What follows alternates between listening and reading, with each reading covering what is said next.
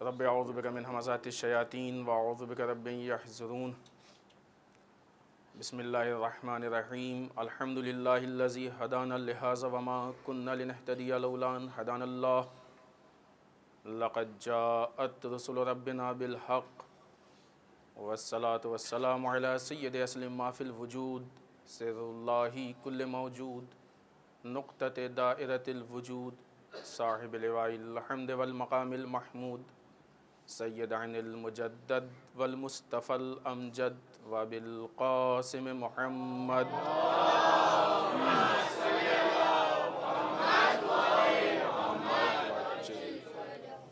والصلاة والسلام علی آلہ الطیبین الطاہرین المعصومین المظلومین ولعنۃ الدائمۃ الباقیۃ علی اعدائہم اجمعین من اللعن الى قیام یوم الدین اما بعد فقد قال الحکیم بسم اللہ الرحمن الرحیم انا انزلنا الیک الکتاب بالحق لتحکم بین الناس بما اراک اللہ ولا تکن للخائنین خصیما صلوات علی محمد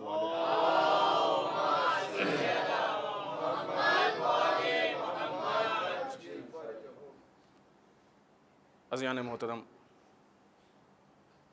عزاداران امیر المومنین، قرآن مجید سورہ نساء کی 105 نمبر کی آیت شریفہ،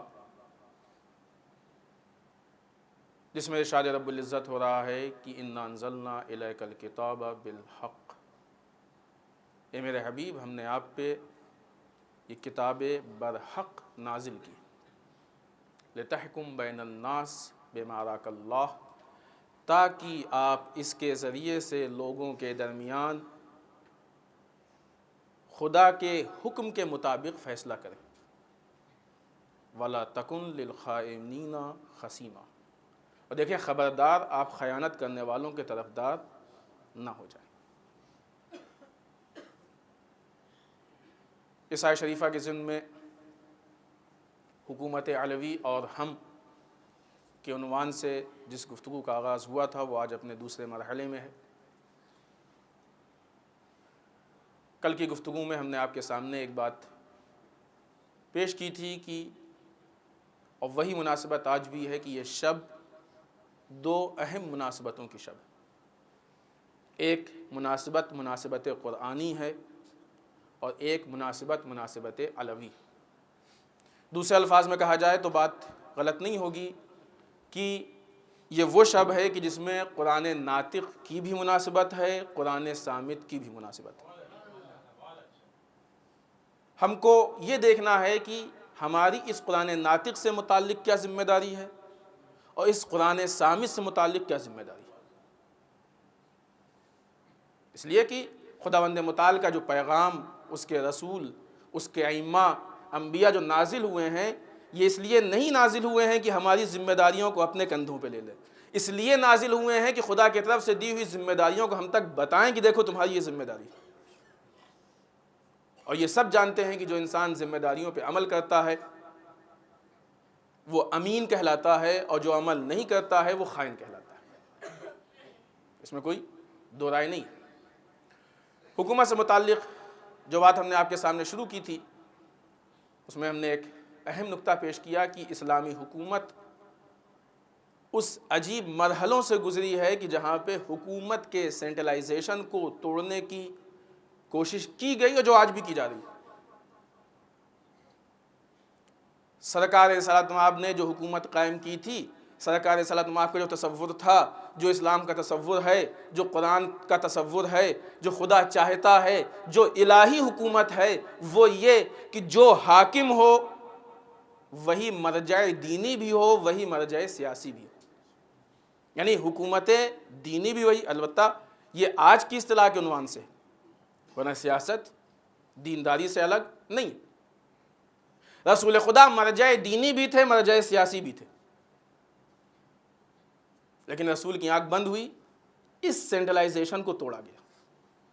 خلافت اول میں مرجع دینی کوئی اور، مرجع سیاسی کوئی اور ہے نا، وہ واقعات ہیں، ہم نے اشارہ بھی کیا تھا۔ کوئی مسئلہ پیش آیا کیسا، ہم نہیں جانتے، علی سے پوچھیے، ہم نہیں جانتے، فلاں سے پوچھیے۔ اس کا مطلب کہ سینٹرلائزیشن نہیں رہ گیا، مرجعیت نہیں رہ گئی، مرکزیت نہیں رہ گئی۔ خلافت دوم میں یہی ہوا، خلافت سوم میں یہی ہوا۔ علی اس ذات کا نام ہے کہ جس نے رسول کے اس خواب کو ایک مرتبہ پھر شرمندہ تعبیر کیا، پھر وہ حکومت قائم کی اور دنیا کے سامنے وہ حکومت پیش کی کہ جو مرجع دینی بھی تھی اور مرجع سیاسی بھی تھی، دونوں مرجعیت کی حامل تھی۔ اب آئیے، یہ حکومت جن مرحلوں سے اور جن اعتبار، اصل میں یہ حکومت علوی ہے کیا؟ حکومت علوی نظام پروردگار کو، نظام اسلام کو دنیا میں رائج کرنے کا نام حکومت علوی۔ کیوں؟ یہ بات کل ہو چکی ہے، اس کو ہم کل یعنی پرسوں کے شب میں اس کو ہم ریپیٹ نہیں کریں گے۔ نظام پروردگار کو، خداوند متعال کے نظام کو اگر دنیا میں کوئی رائج کرنے کی کوشش کرتا ہے تو اس حکومت کو حکومت علوی کہا جاتا ہے۔ آپ نے وہ سیریل دیکھا ہوگا جناب مختار کا، جناب مختار کیا کہتے ہیں، کیا دغدغہ ہے؟ یہی تو نا کہ ہم علوی حکومت کو لانا چاہتے ہیں۔ کیوں نہیں کہا محمدی حکومت کو لانا چاہتے؟ اس لیے کہ محمدی حکومت کے شکل کو بگاڑنے کی کوشش کی گئی، لیکن علوی حکومت نے اس بگڑی ہوئی شکل کو ایک مرتبہ پھر سنوار دیا، اس کے ٹوٹے ہوئے اعضاء کو پھر جوڑ دیا، اس کی جدا کی ہوئی شق کو پھر لا کے جمع کر دیا۔ لہٰذا آج بھی کوئی اگر اسلامی حکومت کو قائم کرتا ہے، حتیٰ ہمارا امام بھی آئے گا جس اسلامی حکومت کو قائم کرے گا، وہ حکومت علوی ہوگی، اس لیے کہ یہاں پہلا بھی محمد ہے، اوسط بھی محمد ہے، آخر بھی محمد ہے۔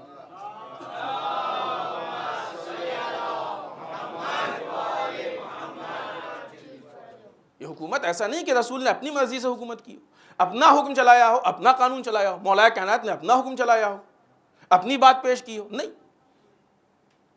ہر وہ حکومت کی جو حکومت پروردگار، قانون پروردگار کے مقابلے میں آئے اس کو طاغوت کی حکومت کہا جاتا ہے، جو الہی حکومت ہو اس کو حکومت علوی کہا جاتا ہے۔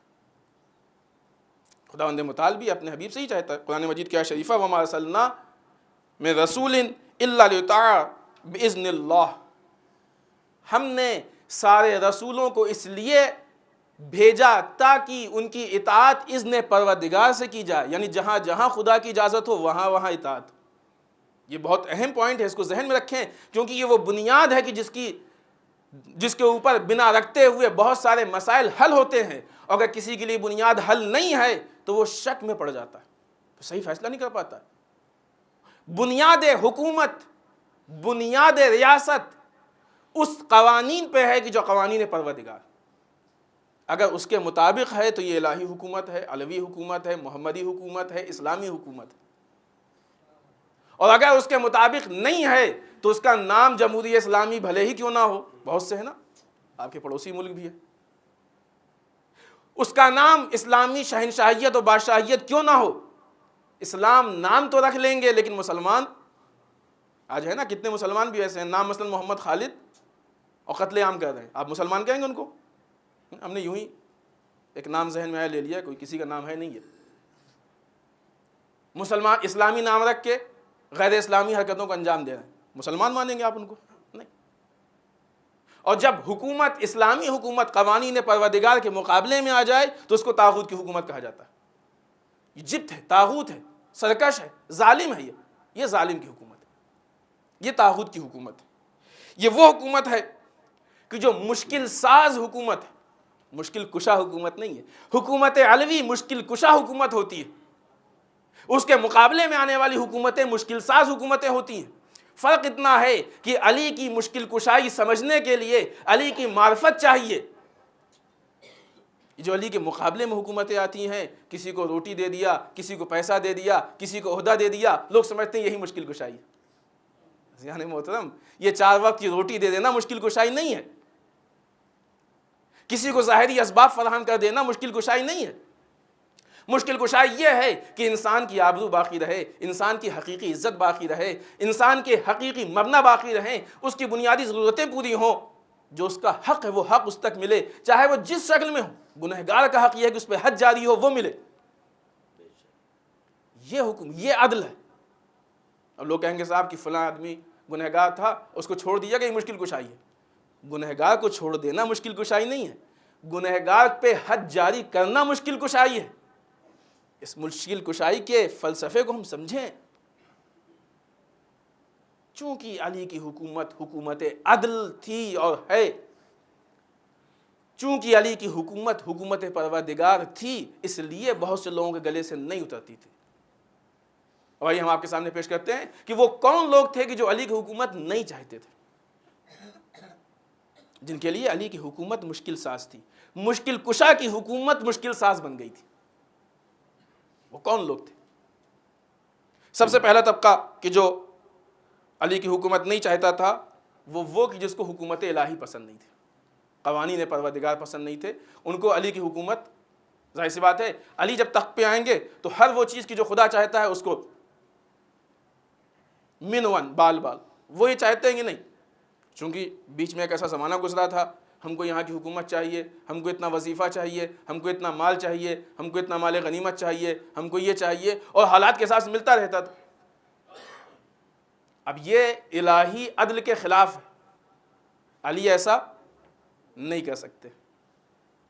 لہذا جن لوگوں کو یہ اپنی مرضی کے مطابق بے ایمانی اور خود خواہی چاہیے تھی، ان کو حکومت علوی پسند نہیں تھی۔ یاد رکھیں، یہ معیارات ہیں، یہ رول ہیں، یہ بنیاد ہیں، یہ بیس ہیں۔ یہ مشکلات صرف امام علی کے زمانے میں محدود نہیں ہے، یہ ہر زمانے میں جب بھی الہی حکومت قائم کی جانے کی کوشش کی جائے گی یا قائم کی جائے گی، یہ مشکلات بہرحال پیدا ہوں گے، کیونکہ انسان ہر طرح کے ہوتے ہیں، ان کی خواہشات ہر طرح کی ہوتی ہیں۔ حکومتیں ہر ایک کی خواہشات کو پورا کرنے کی ذمہ دار نہیں ہیں، حکومتیں قوانین پروردگار کو عملی کرنے کی ذمہ دار۔ حکومتوں کی ذمہ داری نہیں ہے کہ جو چاہے وہ، نہ کیا لوگ چاہتے ہیں، یہ تو خدا بھی پورا نہیں کرتا ہے۔ ہر آدمی دعا مانگتا ہے، کوئی کہہ سکتا ہے کہ اس نے آج تک جتنی دعائیں مانگی سب پوری ہو گئیں؟ یہ تو خدا بھی نہیں کرتا ہے، تو حکومت پروردگار کیا کرے گی اس کو؟ آئیے جلدی جلدی، اس لیے کہ محدود وقت میں بہت ساری گفتگو پیش کرنی ہے۔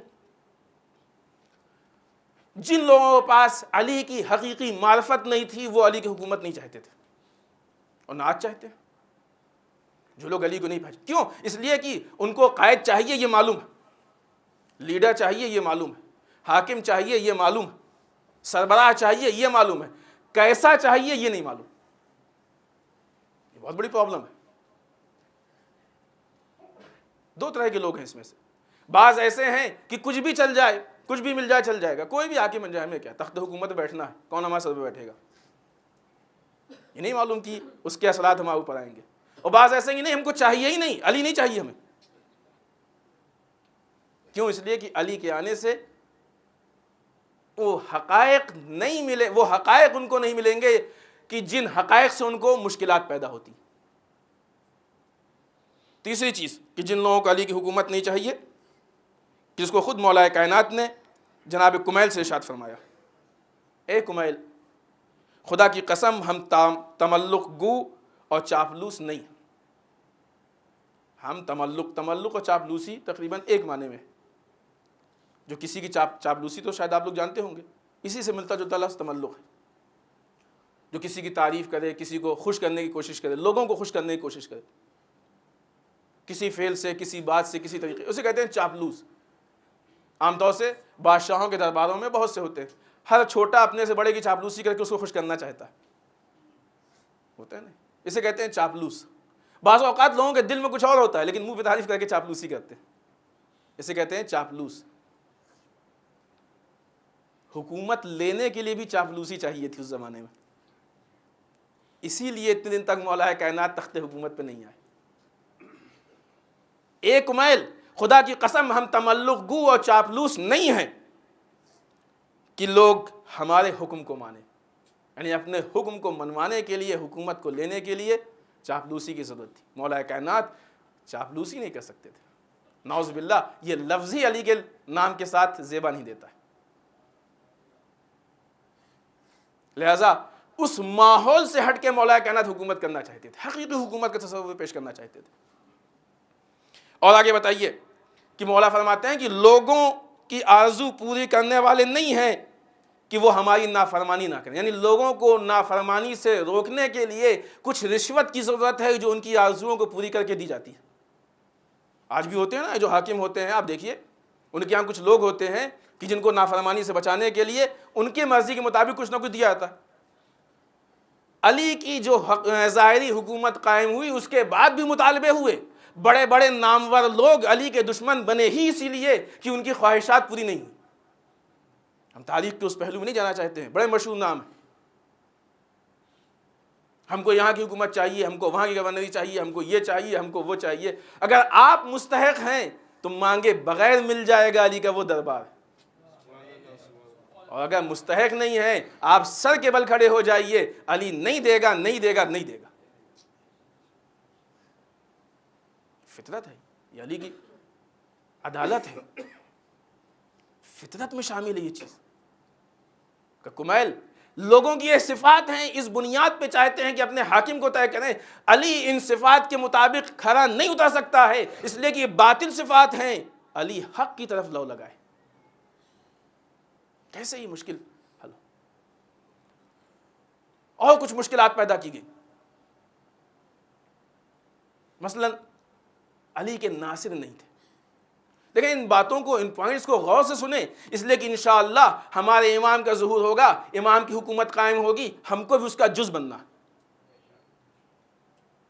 حکومت علوی کو پہچانے تاکہ حکومت مہدی میں شامل ہو سکے۔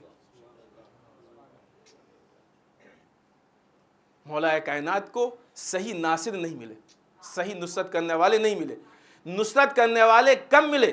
مولا کے سچے وفادار صحابی کم تھے، سچے نصرت کرنے والے کم تھے۔ مزاج کیا تھا انسانیت کا؟ لوگ علی کے پاس لینے کے لیے آتے تھے، نصرت کے لیے نہیں آتے تھے۔ علی یہ دے دیجئے، علی وہ دے دیجئے، علی یہ چاہیے، علی وہ۔ کتنوں نے آگے کہا کہ علی آپ بتائیے ہم کہاں نصرت کر سکتے ہیں، ہم سے آپ کو کیا چاہیے، علی ہم کیا مدد کر سکتے ہیں۔ خوب آج ہمارا بھی کافی حد تک مزاج یہی ہے نا، ہم بھی جب زیارت کے لیے جاتے ہیں، زری کے سامنے کھڑے ہوتے ہیں تو ہمارے پاس پوری ایک لسٹ ہوتی ہے، وقت ختم ہو جاتا ہے وہ لسٹ ختم نہیں ہوتی ہے۔ ٹھیک ہے آپ مانگیے، امام سے نہیں مانگیں کس سے مانگیں گے؟ لیکن دیکھیے کہ آپ کیا ہدیہ لے کے گئے امام کی شان میں۔ بزرگوں کے ہاں ہدیہ لے کے جایا جاتا ہے نا، یہ مت سوچئے کہ آپ نے جا کے زری میں 1000 2000 10 20 ہزار روپے ڈال دیے، یہ امام کے لیے نہیں ہے ہدیہ، یہ تو اس انتظامیہ کے لیے جو امام کے حرم کو منظم کیے ہوئے۔ امام کی شان میں کیا ہدیہ لے کے گئے؟ مولا ہم آپ کو دینا چاہتے ہیں۔ اور پھر اس کا سوچئے کوئی انسان اگر 10 20 50 ہزار لاکھ 2 لاکھ کروڑ 2 کروڑ بھی دے دیتا ہے تو کیا دے رہا؟ پھر بھی بچا رہا، پھر بھی بچا رہا۔ قرآن نے ہم کو سکھایا ہے کہ جب خدا کی بارگاہ میں یا خدا والوں کی بارگاہ میں جاؤ تو وہاں جب دینے کی بات آئے تو کہو ان صلاتی و نسکی و محیایا و مماتی للہ رب العالمین، سب کچھ اللہ کے لیے ہے۔ امام حسین اپنی جان دے کے بھی کہہ رہے تھے پالنے والے کیا دیا، یہ تو تیری ہی دی ہوئی تھی۔ ہم جب جائیں اپنے ائمہ کے سامنے تو جا کے ہم یہ کہیں مولا اس جان کو لے کے آئے ہوئے ہیں، آپ بتائیے کس لائق ہے، آیا آپ کے کام آ سکتی ہے؟ اگر آ سکتی ہے تو یہی ہماری کامیابی ہے، اور اگر آپ کے کام نہیں آ سکتی تو پھر کس کام کی یہ جان جو اتنی بیکار ہو جائے؟ کتنے لائق تھے علی کے وہ صحابی کہ جن کی جان اس لائق تھی کہ جو علی کے راستے میں خرچ ہو جائے، اور کتنے نالائق تھے وہ صحابی جو اپنی جان بچا کے بھاگ گئے۔ اب آئیے حکومت امام زمان کو دیکھیے۔ آج ہمارا امام پردہ غیب میں کیوں ہے؟ بنیادی چیز، وہ لوگ نہ کیا کیا، یہ نہیں ہوا، وہ اس لیے نہیں ہوا۔ امام اس لیے پردہ غیب میں نہیں ہے کہ فلاں علامت نہیں پوری ہوئی، علامت کی بنیاد پہ ظہور نہیں ہے۔ علامت کا مطلب ہی یہی ہوتا ہے کہ علامتیں پوری نہیں ہوئی اس لیے ظہور نہیں ہوا، ظلم نہیں ہوا اس لیے نہیں، علامتیں یہ ساری علامت کی بنیاد پہ غیبت نہیں ہے، یہ انسان بھول جائے۔ وہ قوم میں، پبلک میں، رعایا میں، لوگوں میں کوئی نقص تھا کہ جس کی وجہ سے امام کو غیبت میں جانا پڑا، جس دن وہ نقص دور ہو جائے گا امام ضرور کر لیں گے۔ چلتی ہوئی گاڑی رک جائے اور کسی نے آ کے دیکھا، کہا کہ نہیں صاحب یہ شام تک تو نہیں بن سکتی، یہ شام ہی میں بنے گی، تو آپ کیا کریے گا؟ میکینک بلائیے گا یا شام ہونے کا انتظار کیجیے گا؟ جس نے بتایا ہے یہ علامت بتائیے، علت نہیں بتائیے۔ علامت و علت میں فرق ہوتا ہے۔ امام کے ظہور کی علامت کچھ اور ہے، علت کچھ اور ہے۔ ہم کو جو پورا کرنا ہے وہ علامت نہیں پورا کرنا ہے، علت پورا کرنا ہے۔ جب دنیا ظلم و جور سے بھر جائے گی یہ ظہور کی علامت ہے، جب ناصرین پیدا ہو جائیں گے یہ ظہور کی علت ہے۔ علت پیدا کرو تو ظہور ہوگا، علامت پیدا کرنے سے ظہور نہیں ہوگا۔ اب امام بھی جمع پردہ غیب سے دیکھتا ہوگا کہ ہمارے کتنے ناصرین، دعائیں ہو رہی ہیں۔ ہم کسی کے لیے نہیں کہہ رہے ہیں، واقعی مانگے انسان، بار بار کہتے ہیں مانگے، امام سے نہیں کس سے مانگیں گے؟ لیکن معاملہ دو طرفہ ہونا چاہیے۔ جس کا ہاتھ اٹھا دیکھا مولا گاڑی نہیں ہے گاڑی مل جائے، مولا بنگلہ نہیں ہے بنگلہ مل جائے، فلیٹ نہیں ہے فلیٹ مل جائے، سروس نہیں ہے سروس مل جائے، بزنس اچھا ہو جائے، اچھے سے اور اچھا ہو جائے، آج 2 ملا کل 4 مل جائے، 4 ملا 8 مل جائے۔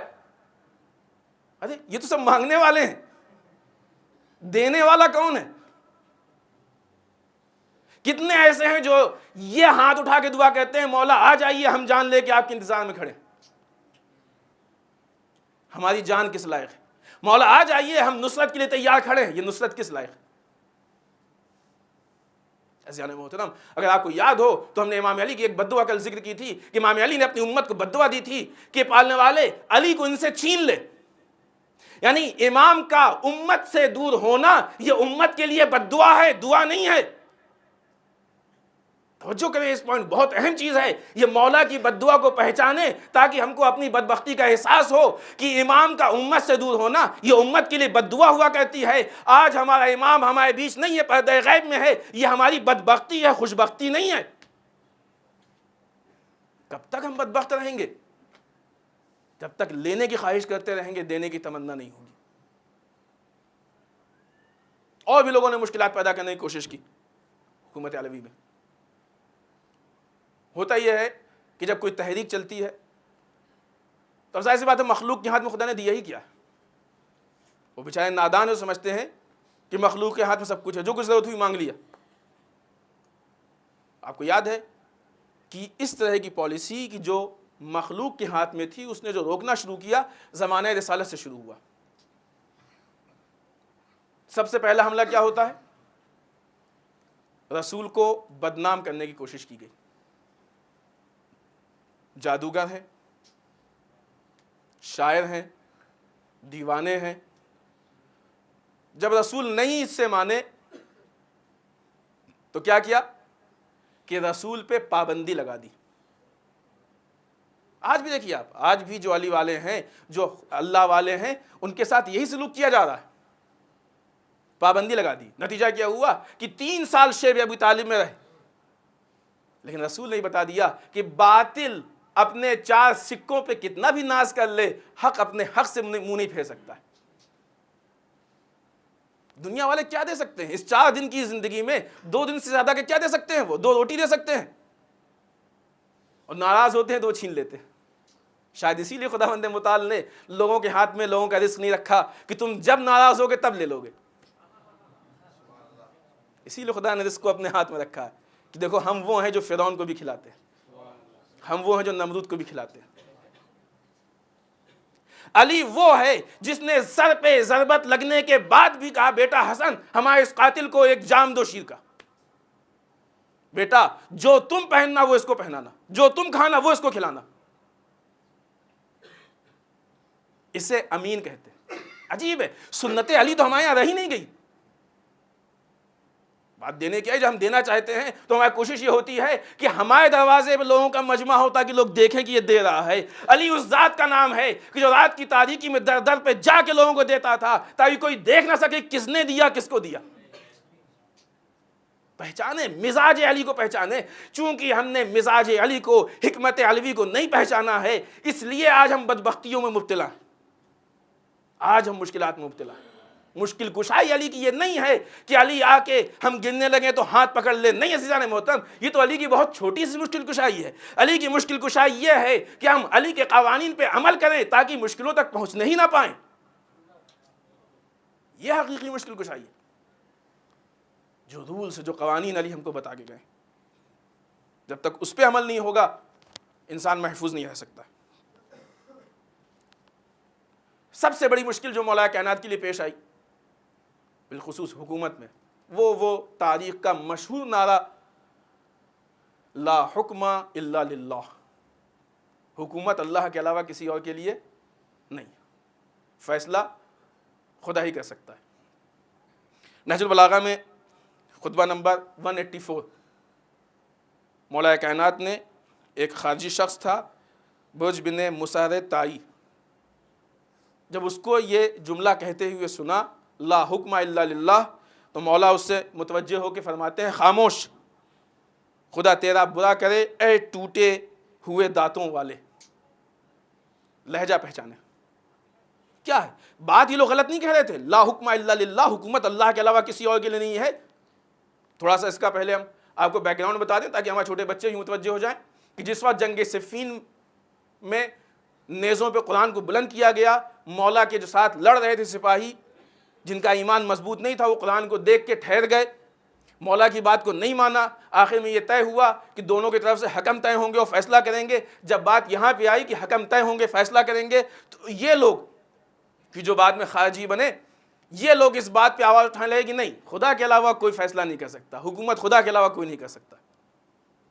خوب جب علی اس بات کو قبول کر رہے ہیں تو تم کون ہوتے ہو منع کرنے والے؟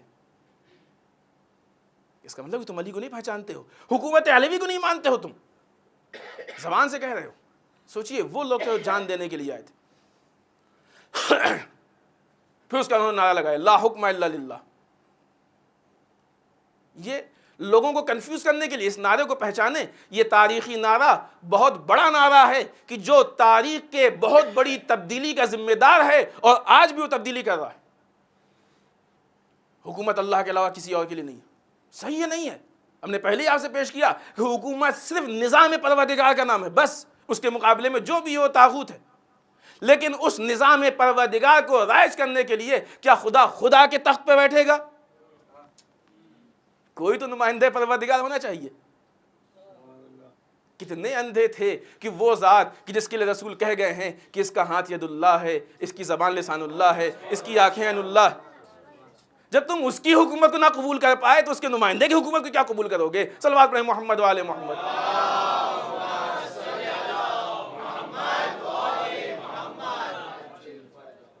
بڑا عجیب نعرہ ہے لا حکم الا للہ، بڑا عجیب نعرہ ہے۔ کبھی انشاءاللہ موقع ہوا تو تفصیل سے اس پہ گفتگو، واقعی تفصیل کا وہ ہے، آپ بھی غور کیجئے گا انشاءاللہ۔ مولا فرماتے ہیں کہ ٹوٹے دانتوں والے،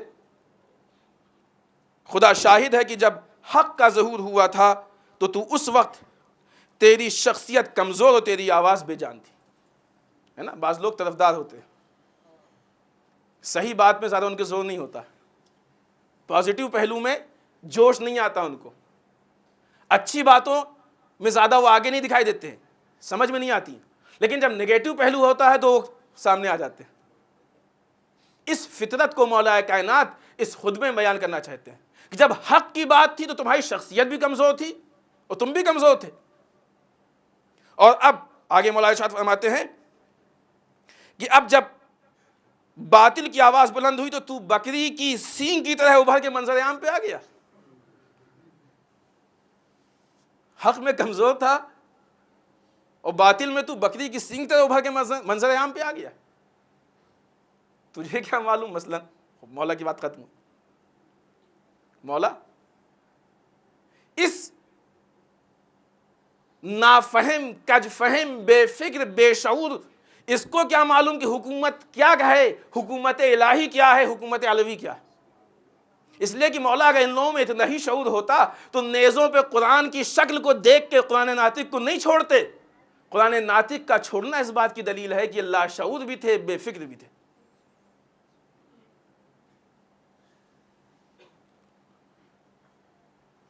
یہ وہ عجیب مشکل تھی کہ جو لا حکم الا للہ کی شکل میں، آج بھی اس طرح سے کنفیوز کیا جا رہا ہے، آج بھی مسائل پیش کیے جا رہے ہیں۔ مثلا اب ایک بات آ گئی، تھوڑا سا اس سے ملتی جلتی بات ہے لیکن بہت اہم، آپ کے سامنے ہم پیش کر دیں۔ کہا جاتا ہے، ایک بڑا زور ہے نا آج کل اخباریت کا، امام کی بانیں یا مجتہد کی مانے، مولا کی مانے یا مولانا کی مانے، ہے نا؟ یہ وہی بات ہے. وہ کہہ رہا ہے خدا کی مانے یا علی کی مانے. بندہ خدا، علی خدا سے ہٹ کے کچھ اور نہیں کہہ رہا. علی وہی کہہ رہے ہیں کہ جو خدا کہنا چاہتا ہے. خدا ہی کی مانو تم، لیکن دیکھو خدا کیا کہہ رہا ہے اس کو سمجھنے کی کوشش کرو. یہ اسی طرح کا کنفیوژن ہے کہ جو اخباریت پیدا کر رہی ہے. مولا کی مانے یا مثلا مولانا کی مانے. نہیں تم مولا کی مانو، ٹھیک. اخباریت اسی کو نا حدیث پہ عمل، ہم حدیث سن کے عمل کریں گے. یہ جو مجتہد فتویٰ دیتا ہے کہاں سے دیتا ہے؟ خود بیٹھ کے کرتا ہے،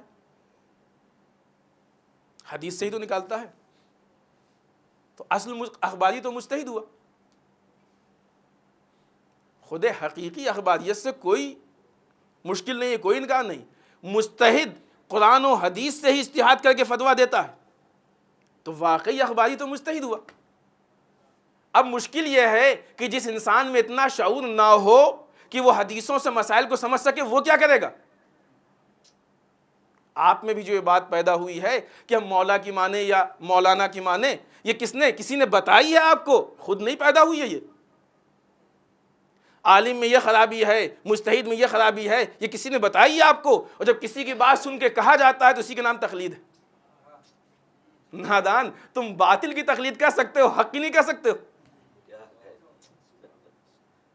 جن لوگوں نے علی کے در کو چھوڑا تھا وہ باطل کے در پہ گئے تھے. عزیزوں، آج بھی جو علی والوں کے در کو چھوڑتے ہیں وہ باطل کے ہی در پہ جاتے ہیں. ایک مثال دیں ہم آپ کو آج ہی کی بات. آج ایک صاحب نے ہم سے ایک بات پوچھی.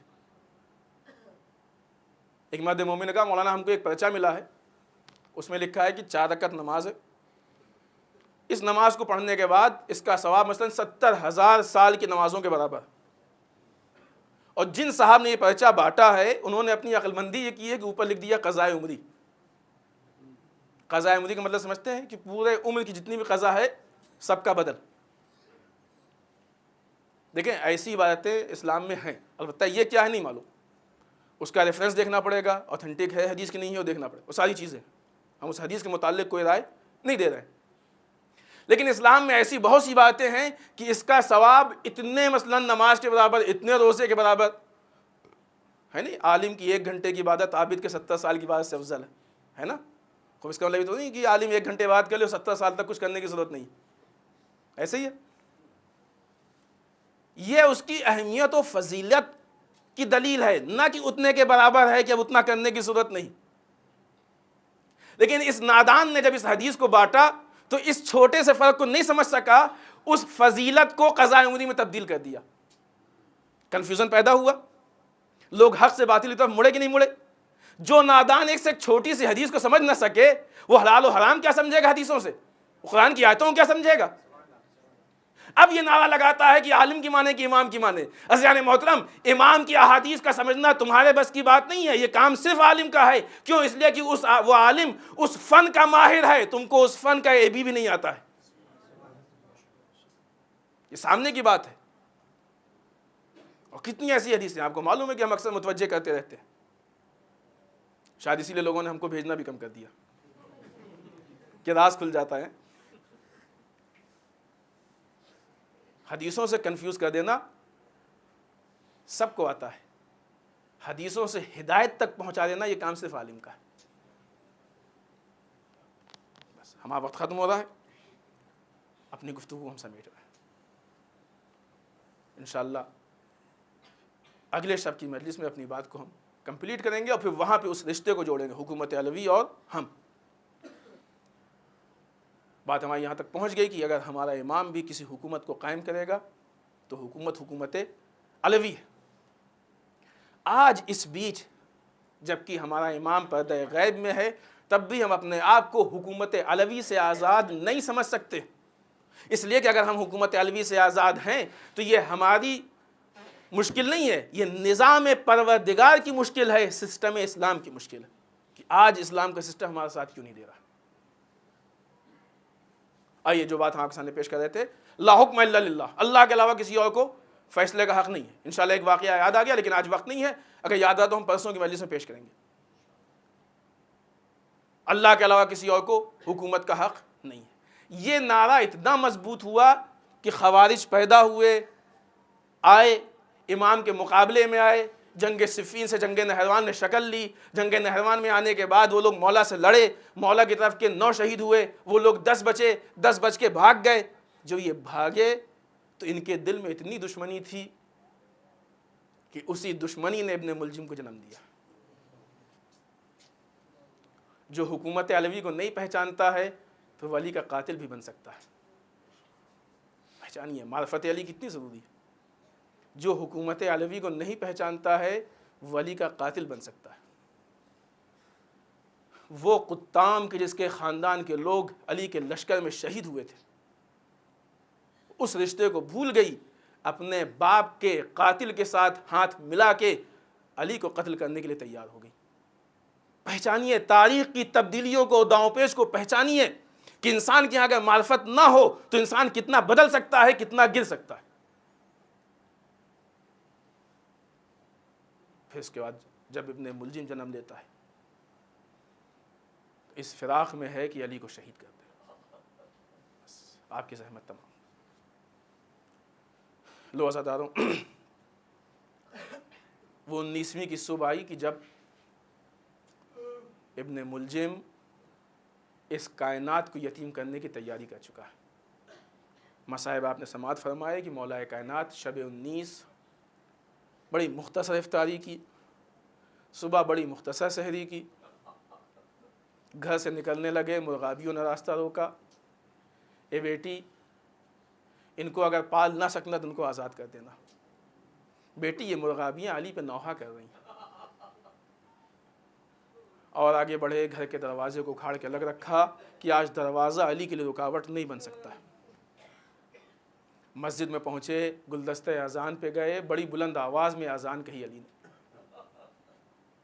اذان کے بعد ایک مرتبہ جب سر کو سجدہ خالق میں رکھا، کائنات کے 2 سجدے ہیں کہ جو تاریخ میں ثبت ہو کے رہ گئے۔ ایک وہ سجدہ ہے کہ جہاں بیٹے نے سر کو سجدے میں رکھا تھا، لیکن پھر وہ سر اٹھا نہیں، اس کو نوک نیزہ پہ بلند کیا گیا۔ ایک وہ سجدہ کہ جہاں باپ نے سر کو سجدے میں رکھا تھا، ابھی اٹھانا چاہتا تھا کہ ایک ایسی ضرب پڑی کہ سر اٹھ نہ سکا، پھر علی کو چٹائی میں اٹھایا گیا۔ میدان جنگ سے صحیح لوٹنے والا علی آج مسجد سے زخمی ہو کے جا رہا ہے۔ مولا کائنات کو گھر لے جایا گیا، طبیب آیا، طبیب نے دیکھا، کہا یا علی اب وصیت کر دیجئے۔ عزیزو بہت چھوٹا سا جملہ ہے وصیت کر دیجئے، لیکن اس کی قیمت ذرا زینب سے پوچھئے، ذرا ام کلثوم سے پوچھئے، امام حسن سے پوچھئے، جناب عباس سے پوچھئے۔ اے طبیب وصیت کی بات نہیں کر رہا ہے، تو ان کے یتیمی کی خبر دے رہا ہے۔ تاریخ میں ہے کہ ایک شخص آیا، آنے کے بعد دروازے پہ پہنچا، سب کے ساتھ کھڑا تھا۔ امام حسن نے کہا کہ ہمارا باپ غش کے عالم میں ہے، بہت شدید زخم ہے، تکلیف میں ہے، آپ لوگ واپس جائیں۔ سب چلے گئے، وہ نہیں گیا۔ کہ مولا ہم کو ایک حدیث سننی ہے، ہم چاہتے ہیں کہ علی سے ایک حدیث سن لیں۔ سوچئے کتنی مشکل میں ہے مولا کائنات، لیکن ایسے عالم میں امام حسن بھی جانتے ہیں، مولا کائنات نے بھی حدیث سے انکار نہیں کیا۔ وہ اندر آیا، آنے کے بعد کیا دیکھتا ہے کہ علی کے چہرے پہ، علی کی پیشانی پہ ایک زرد رنگ کا رومال بندھا ہوا ہے۔ راوی کا کہنا ہے کہ یہ رومال جتنا زرد تھا، زرد کہتے ہیں پیلے رنگ کو، یہ رومال جتنا پیلا تھا، جتنا زرد تھا، اس سے زیادہ زرد علی کا چہرہ ہو چکا تھا۔ ضربت کے بعد تاریخ لکھتی ہے کہ علی اپنے بستر پہ کروٹیں لے رہے تھے۔ وہ علی کہ جس نے بڑے بڑے زخم برداشت کیے، وہ علی جس نے بڑے بڑے مارکے حل کیے، لیکن یہ زخم اتنا شدید تھا کہ علی کروٹیں بدل رہے ہیں۔ لو عزاداروں، راوی چلا گیا، ایک مرتبہ مولا نے آنکھوں کو بند کیا، آنکھ بند کر کے لیٹے، نہیں معلوم غش کی عالم میں گئے۔ ایک بڑا بیٹا حسن سامنے آیا، آگے باپ کے پاس بیٹھے۔ اب جو باپ کے چہرے کو دیکھا برداشت نہ کر سکے، لو عزیزوں آنکھوں سے آنسو جاری ہونا شروع ہوا۔ ابھی 4 جملے مصائب کے پیش کیے ہیں، آپ کی آنکھوں سے آنسو جاری ہو گئے۔ سوچئے حسن نے اپنی نگاہوں کے سامنے اپنے باپ کو دیکھا ہوگا، کیسے برداشت کیا ہوگا۔ آنکھوں سے آنسو جاری ہوئے، آنسو کا ایک قطرہ علی کے چہرے پہ پڑا۔ اب جو آنسو کا پڑنا تھا، آنکھ کھلی، کیا دیکھا؟ بیٹا بیٹھا رو رہا ہے۔ اے بیٹا صبر کرو، گریہ مت کرو، ہمارا آخری وقت ہے۔ نگاہ اٹھائی، دیکھا چھوٹا بیٹا حسین بھی کھڑا ہوا رو رہا۔ حسین کو تسلی دی، اے بیٹا صبر کرو، صبر کی تلقین دی۔ عزیزوں، حسن روئے، علی نے صبر کی تلقین دی، چپ کرا دیا۔ حسین روئے، علی نے صبر کی تلقین دی، چپ کرا دیا۔ لیکن جب نگاہ پڑی، زینب رو رہی ہیں، ام کلثوم رو رہی ہیں، بیٹوں کو تو چپ کرا دیا، بیٹیوں کا گریہ علی برداشت نہ کر پائے۔ اب علی نے بھی رونا شروع کر دیا، ہائے زینب، ہائے ام کلثوم۔ یا علی، آج گھر کے اندر آپ کے بستر کے سامنے زینب رو رہی ہے، آپ کو برداشت نہیں۔ اے مولا، اس وقت کو کیسے برداشت کیجئے گا جب یہی زینب راہ کوفہ و شام میں، کربلا کے بیابان میں، مقتل میں روئے گی؟ ہائے، اس گریہ کو کیسے برداشت کیجئے گا؟ خدا آپ کو جزائے خیر دے، خدا کسی غم میں نہ رلائے سوائے غم اہل بیت کے۔ عزیزوں، مولا نے وصیت شروع کی۔ وہ آخری وقت آیا کہ جو وقت ہر اولاد کے لیے سب سے سخت وقت ہے۔ ہمارے گھروں میں نارمل موت ہوتی ہے اور ہم برداشت نہیں کر پاتے۔ ہمارے مرنے والے باپ بھی کوئی اتنی بڑی شخصیت نہیں ہے کہ جن کے مرنے سے کائنات کو نقصان ہو جائے، لیکن ہمارے برداشت سے باہر ہوتا ہے۔ حسن حسین سے پوچھئے کہ جن کا باپ امیر المومنین ہو، وہ زینب سے پوچھئے کہ جس کا باپ خلیفۃ المسلمین ہو۔ جب نگاہوں کے سامنے اس باپ کے دم کو نکلتے دیکھا ہوگا تو زینب نے کیسے برداشت کیا ہوگا؟ ارے جو زینب زخم کو برداشت نہ کر سکی، وہ اپنے باپ کے نکلتے ہوئے دم کو کیسے برداشت کر پائی ہوگی؟ لو عزیزوں، بچوں کے سامنے علی کا دم نکلا، ایک مرتبہ کوہرام برپا ہوا، پورے کوفے میں کوہرام برپا ہوا، ہر طرف سے گریہ کی آواز، کہیں یتیموں کے رونے کی آواز، کہیں اسیروں کے، کہیں بیواؤں کے رونے کی آواز، کہیں چاہنے والوں کے رونے کی آواز۔ ہائے، اس کائنات سے علی نہیں گیا، ایک قیامت کا منظر آ گیا تھا۔ چند جملے اور کی زحمت تمام۔ عزیزوں، مولا نے وصیت کی تھی، اے بیٹا ہمارے جنازے کو رات کی تاریکی میں لے کے جانا۔ مولا، آپ کی زوجہ جناب فاطمہ نے وصیت کی تھی کہ رات کی تاریکی میں لے کے جانا، تو سمجھ میں آیا تھا کہ شاید پردے کے لیے وصیت کی ہو۔ مولا، آپ کیوں کہہ رہے ہیں رات کی تاریکی میں لے کے جانا؟ عزیزوں، جو خطرہ وہاں تھا وہی خطرہ یہاں بھی ہے، اس لیے کہ بی بی کے قبر کو بھی پوشیدہ رکھا گیا ہے۔ آج بھی 3 جگہوں میں سے کسی ایک جگہ بی بی کی قبر ہے۔ مولا کی قبر کو بھی امام صادق کے زمانے تک پوشیدہ رکھا گیا۔ اے بیٹا، ہمیں اس بات کا خطرہ ہے کہ کہیں ایسا نہ ہو کہ بعد میں ہمارے قبر کو کھود کے اس میں سے جنازے کو نکال کے بے حرمتی کی جائے۔ بیٹا، ہماری 4 قبریں بنانا تاکہ کسی کو معلوم نہ ہو۔ ہائے، علی زندگی میں بھی مظلوم تھا، مرنے کے بعد بھی مظلوم۔ ہم کو اپنے وارثوں کی قبریں معلوم ہیں، لیکن علی کی قبر کہاں ہے، چھٹے امام تک کسی کو نہیں معلوم تھا۔ اس سے بڑی مظلومیت کیا ہوگی علی کی؟ لو عزیزوں، بیٹا ہماری قبر کو لے کے نکلنا، ہمارے جنازے کو لے کے نکلنا، پہتانے سے تم اٹھانا، سرہانے سے خود بخود اٹھ جائے گا۔ بیٹا ہمارے جنازے کو نجف کی زمین تک لے کے جانا، وہاں جاؤ گے ایک چمکتا ہوا پتھر دکھائی دے گا، پتھر کو اٹھاؤ گے، ہماری قبر تیار مل جائے گی، ہم کو دفن کر دینا۔ بیٹوں نے وصیت پہ عمل کی۔ 4 لوگ، امیر المومنین، خلیفۃ المسلمین، اتنی بڑی ذات، اتنی بڑی شخصیت، جنازے میں 4 لوگ۔ عجیب بات ہے، کتنی بڑی مظلومیت، 4 لوگ جنازے میں، علی کے جنازے میں 4 لوگ۔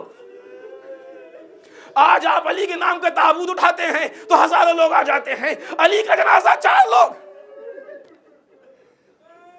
وہ بھی 4 کون؟ امام حسن، امام حسین، محمد حنفیہ جناب عبداللہ۔ 4 لوگ علی کے جنازے کو لے کے نکلے، قبر تک پہنچے، پتھر ہٹایا، کیا دیکھا؟ یہ قبر علی بن ابی طالب کی ہے جس کو جناب نوح نے کھودی تھی۔ ایک مرتبہ قبر تیار کی، لاش علی کو اس میں رکھا، قبر بند کی۔ بند کرنے کے بعد آخری جملے ایک چاہنے والے کا ذکر کر کے آپ کی زحمت تمام کرنا چاہتے ہیں۔ علی کی قبر کو بند کیا، بند کر کے یہ لوگ اپنے باپ کو چھوڑ کے آ رہے تھے۔ آپ کو معلوم ہوگا کہ جب قبرستان سے مردے کو دفن کیا جاتا ہے تو لوگ کیسے آتے ہیں، کیا معصوم، کیا محرومیت کا عالم ہوتا ہے۔ کتنی مایوسی ہوتی ہے. علی کو دفن کر کے جوانان جنت کے سردار لوٹ رہے تھے, کوفے کے دروازے پہ پہنچے, ایک آواز سنائی دی, کوئی رو رہا ہے, کوئی نوحہ کر رہا ہے. عزیزو علی کے لال تھے, باپ کا غم بھول گئے, اس کی مشکل بتانے پہنچ گئے. اے بھائی کیوں رو رہا ہے, مشکل کیا؟